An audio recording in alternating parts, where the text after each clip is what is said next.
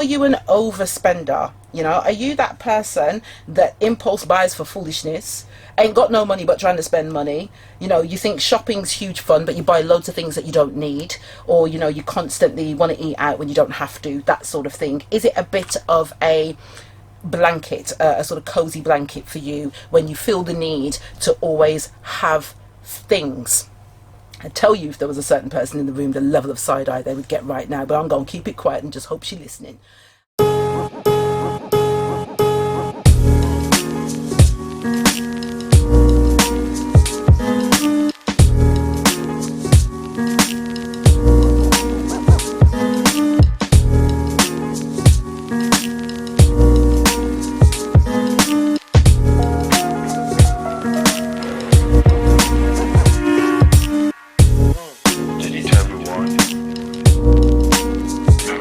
Morning's 5 in 5, I want to talk to you about having a scarcity mindset. And I say that because actually on a personal level there's been so many things I've been thinking about this week and really trying to work out what is for me, what might not be for me, what I may need to rethink.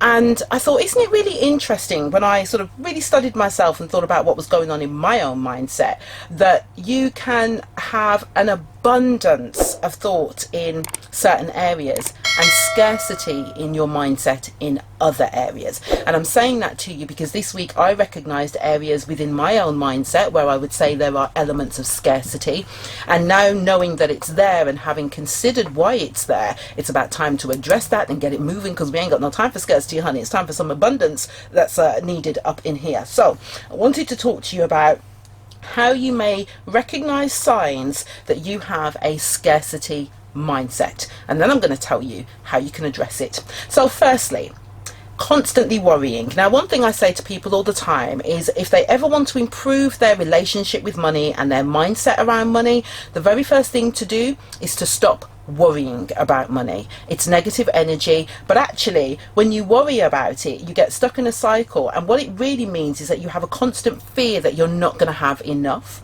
And so if there ever comes a point where I'm tempted to worry about money, I remind myself that I will always have what I need, and I always do have what I need, and then we keep that idea pushing. Okay, worry's not easy to let go of, I will definitely say that, but it's possible if you really practice and train your brain. The second thing is judgment, okay, or a little bit of secret envy. So, you know, do you think rich people are arrogant, or, you know, they're lucky, or they're spoiled, or they're rude? Are you the sort of person that, you know, particularly these days, and I'm going to liken it to relationships because I find it really interesting that every time there is a conversation online about a man providing for the woman in his life in whatever shape or form, we get all of these dudes calling them simps and calling them this and calling them that, and a lot of negative energy put around it. And I'm like, no honey, it's called masculine. Get to know. I don't understand. And I asked the question the other day of some men, genuinely, and I was like, can you explain to me what the terminology means, please? Because maybe I'm misunderstanding. But I say that to say, why are you judging another man's bag? Like, if he really wants to do that, let him do that. So maybe there's a bit of scarcity that's going on over there, and that's what we need to address. Okay, moving forward. Avoidance. Okay, so again, money goes as quickly as it comes in. If you're in that space, again, you might think you're bad with money, so you avoid dealing with it. You don't really want to be bothered with it. You leave your bookkeeping to the last minute. You avoid all of the drama. It's a sign that, again, there's fear around you and your cash, and you know, it's something to consider addressing. You don't have to be afraid of it, and it is just remembering that money is just a tool. It's just simply a resource. That's all it is. In the same way that clothes are resources, the utilities in your kitchen that you use to cook your food, they're all resources. Money's the same. But if you find yourself avoiding it, that could be a really good indication.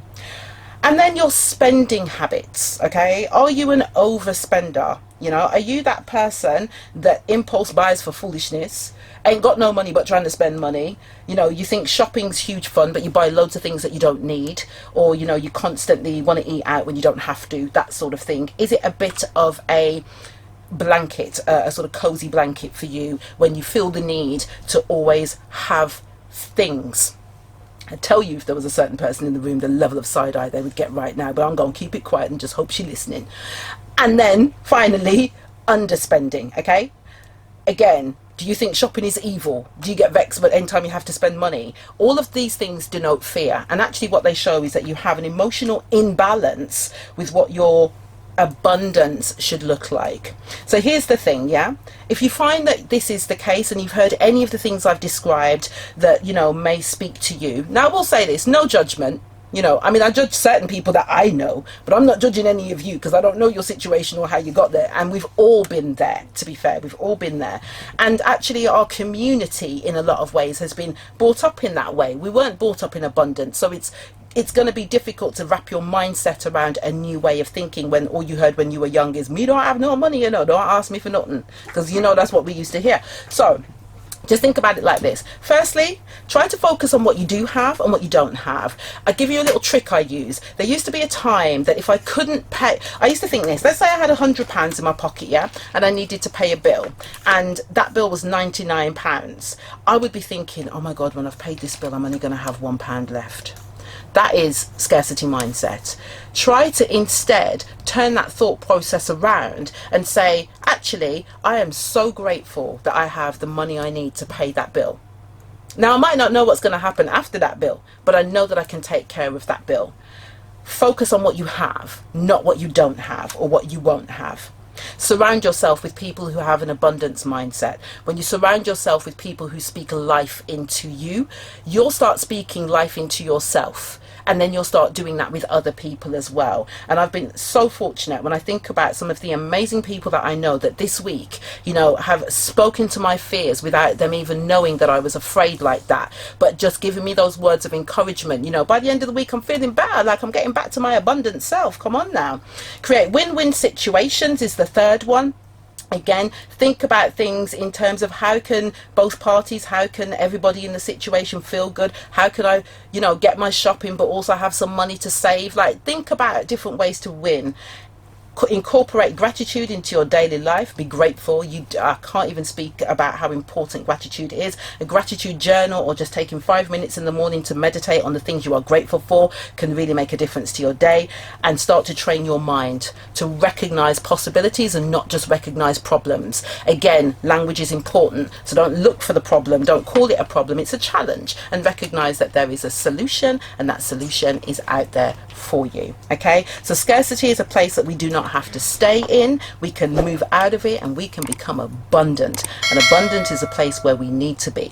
Remember, if you want a subject on 5 in 5, please do let me know. You can hit us up on socials at Financial Style.